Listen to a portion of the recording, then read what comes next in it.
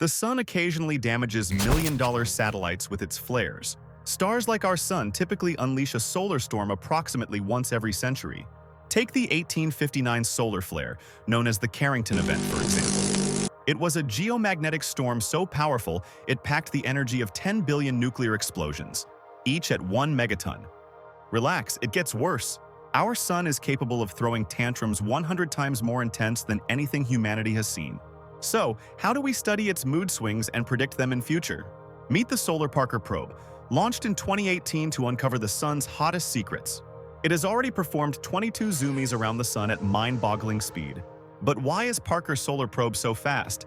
Every time it swings by Venus, it picks up extra kinetic energy. Then, as it dives toward the sun, the star's immense gravity gives it an insane speed boost. These orbital maneuvers made Parker's solar probe faster than Voyager 1 and Helios 2. The latter held the record of the fastest human-made object in space for 4 decades. Helios 2 reached 240,000 kilometers per hour compared to the 700,000 kilometers per hour sprint of Parker. The lifespan of the Parker probe is 7 years, so it should make at least 2 more close approaches to the sun before it concludes its mission. Its closest distance to the sun so far has been about 6.2 million kilometers. This is enough space to fit nearly 4 more suns between them. Let's check out the instruments and aerospace materials that make this the most innovative space probe ever. The heat shield, or thermal protection system as the scientists call it, is the most important component of the Parker solar probe. The TPS has a 4.5-inch thick rigid vacuum composite foam. It's placed between 2 layers of a carbon composite and a reflective outer coating that can handle temperatures around 1400 degrees Celsius. The foam is ultra-lightweight since 97 to 99% of its volume is filled with air. Just like Lay's chips, the solar panels supply 343 watts of power to the probe. The smaller panels are liquid-cooled, while the larger ones fold back when the probe gets close to the sun. Pressurized deionized water circulates at the back, taking away the heat from solar panels to the radiators. The instruments behind the shield feel like home at 29 degrees Celsius. The Parker probe has 4 instrument suites: Fields, WSPR, ISIS, and SWEP.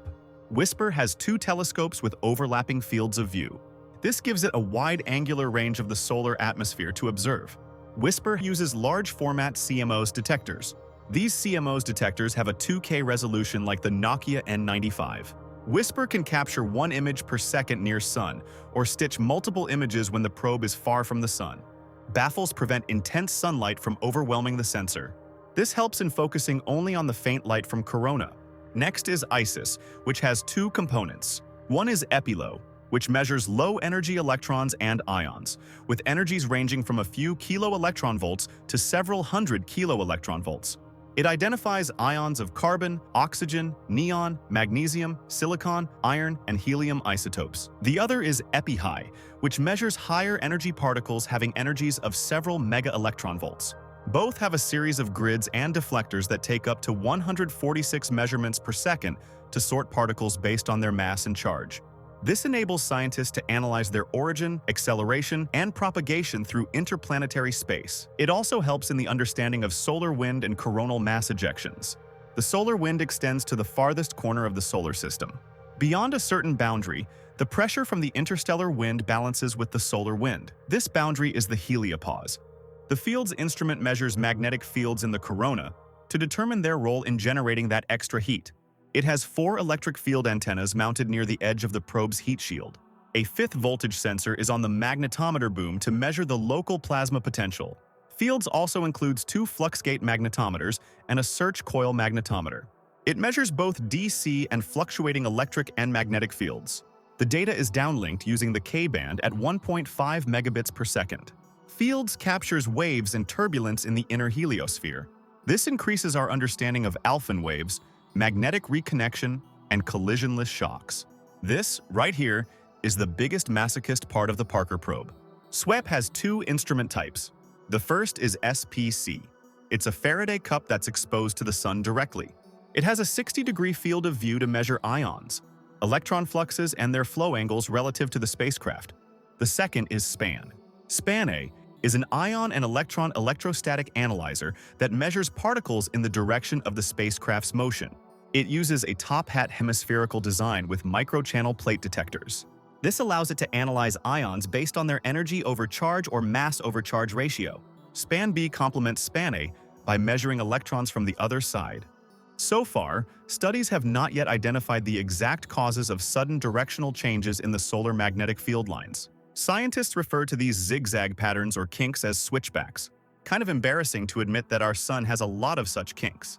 Interestingly, the probe's data show that switchbacks aren't formed by colliding magnetic fields at the surface of the sun.